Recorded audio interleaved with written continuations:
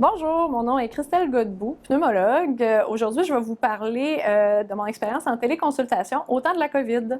Durant le temps de la COVID, on a développé beaucoup la téléconsultation, principalement la téléconsultation téléphonique, mais personnellement, j'ai aussi utilisé beaucoup la télémédecine via le logiciel Zoom. Le principal avantage que j'ai vu avec la consultation vidéo par rapport à la consultation téléphonique, c'est que j'ai été capable d'aller chercher des indices dans le non-verbal du patient. C'était plus facile aussi d'établir un lien thérapeutique avec des patients que j'avais jamais rencontrés. La principale difficulté que j'ai rencontrée avec les téléconsultations vidéo ont surtout été au niveau technique, pas tant de mon côté, mais du côté des patients. En conclusion, mon expérience avec la téléconsultation au temps de la COVID, c'est que du positif. Ça a permis aux patients d'avoir une meilleure accessibilité aux soins et nous, comme médecins, de pouvoir garder le contact avec nos patients également. On a réussi à mettre en place un système rapidement qui fonctionne bien et qui est à l'avantage de tout le monde.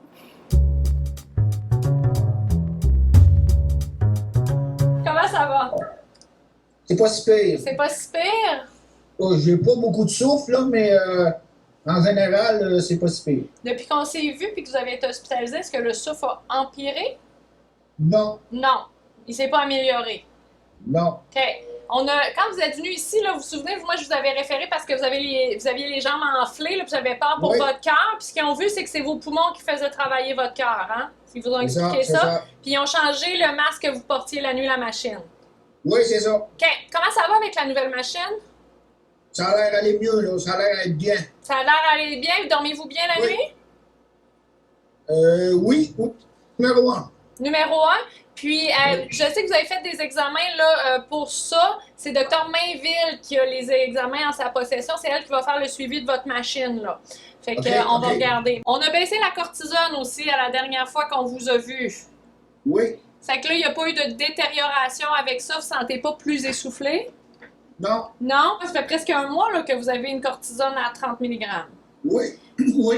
OK. On pourrait-tu la baisser encore? Ben là, vous lisez dans mes pensées, M. Provost. On est rendu là. Fait que, tu sais, moi, on avait commencé doucement, puis comme ça va bien, là, moi, je vais commencer à la diminuer encore. Puis on va s'assurer que ça allait bien. Puis je vais demander à ce qu'on ait un test de respiration, là, aussi, quand on va se voir à 20 mg. Mais vous savez, si ça va pas, là, il faut nous appeler, là. Puis je vais prévoir des prises de sang au prochain rendez-vous aussi, là, pour s'assurer, là, qu'il n'y ait pas de récidive de votre maladie, là, en baissant la cortisone. Donc là, on se croise les doigts. Avec les injections, ça devrait bien aller. Bon, ben c'est beau. Ça fait qu'on se dit dans un mois, Méline, elle vous appelle là, pour la radiographie pulmonaire. C'est beau. Merci beaucoup. Bonne journée.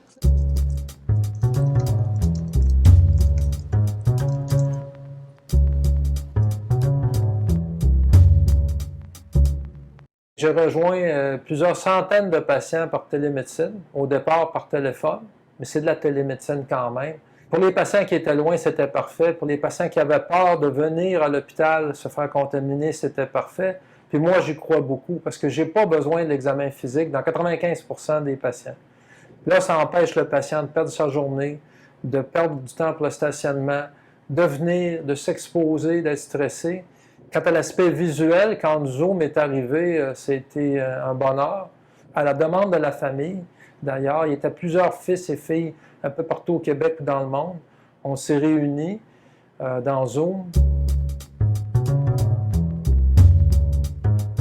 Quand on travaille en équipe, pour notre nutritionniste et pour notre équipe ici en diabète, notre nutritionniste est à 100% en télémédecine avec Zoom ou l'équivalent. Elle peut échanger avec les patients. Son taux d'adhérence à ses visites a augmenté beaucoup parce que les patients ne perdent pas de temps. Donc, c'est un gros avantage. On s'en va vers des projets de suivi de plaie à domicile. Ça va aider pour augmenter le professionnalisme des équipes et de sentir en équipe en intégration complète. Mais il y a des limites. Ça ne donne pas l'accès au plateau technique, aux examens spécialisés. Ça va rester, mais ça va être plus fluide. Je ne sais pas si c'est ta carte d'assurance maladie pas loin avec toi ou juste t'identifier, la montrer à l'écran.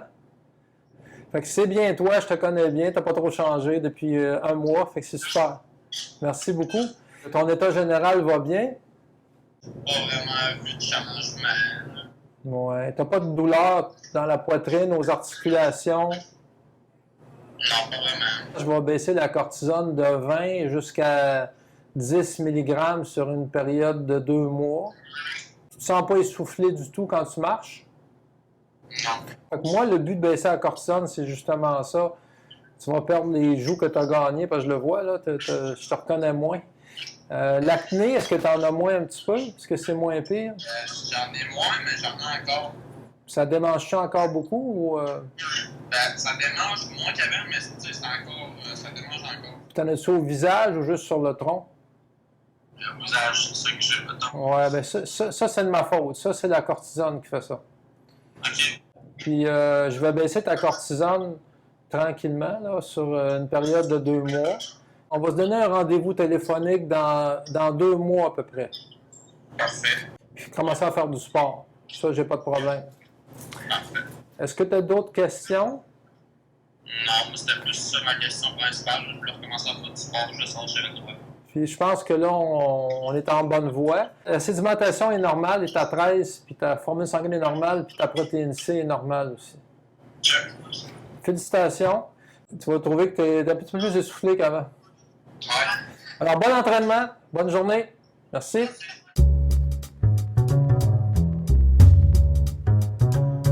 Monsieur Dimitrescu, comment ça va? Ça va bien. La dernière fois qu'on s'était vu, c'était quand la dernière fois qu'on s'est vu? Je pense qu'en novembre, décembre, au début de décembre. C'est ça. Quand vous avez fait votre infarctus en 2010, c'était l'artère principale qui va en avant du cœur qui était bloquée. Alors vous voyez ici, là, au départ, le médecin, il met un cathéter dans votre cœur pour regarder où est-ce que ça bouge pas. Ça, c'est quand vous êtes arrivé en infarctus. Puis vous voyez ici, le noir, c'est le colorant. Puis vous voyez en avant, ici, ça bouge pas bien. Puis vous voyez, après ça, le sang recircule bien. Puis l'artère, elle est beaucoup plus grosse.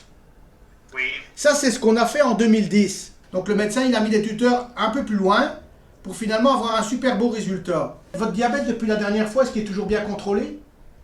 Il est bien contrôlé, oui. Normalement, quand on fait un exercice, évidemment, le cœur, il pompe plus fort et il se contracte plus fort. D'accord? Oui. Puis, quand on a fait votre échographie, le médecin, il m'avait appelé après parce qu'il ne voyait pas d'amélioration pendant que vous faisiez un exercice. Il faut qu'on vérifie l'artère de votre infarctus. Oui. L'autre, elle était bien belle. Ça, c'est vraiment surprenant qu'il y a quelque chose. Et la droite, elle n'avait pas beaucoup de maladies non plus, donc normalement, elle devrait être restée bien belle. Eh bien, je vous ferai rentrer normalement vendredi prochain matin, là, pour faire ça demain, la semaine prochaine. Puis, on se revoit la semaine prochaine. Oui, oui. Puis, n'oubliez pas, quand vous sortez dehors, vous mettez un masque. Hein. Oui. Allez, salut, capitaine. Bonne journée. OK. Portez-vous Merci. bien.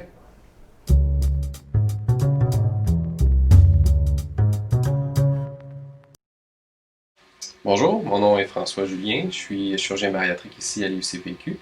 Je vais vous présenter le webinaire aujourd'hui qu'on a fait en réaction à la situation du COVID-19 dans l'hôpital. Ça va nous permettre de vous donner le plus d'informations possible sur la chirurgie bariatrique tout en étant chez vous. Les objectifs sont d'abord de connaître les options chirurgicales qui se présentent à vous pour le traitement de l'obésité et de comprendre les bénéfices et les risques associés à la chirurgie.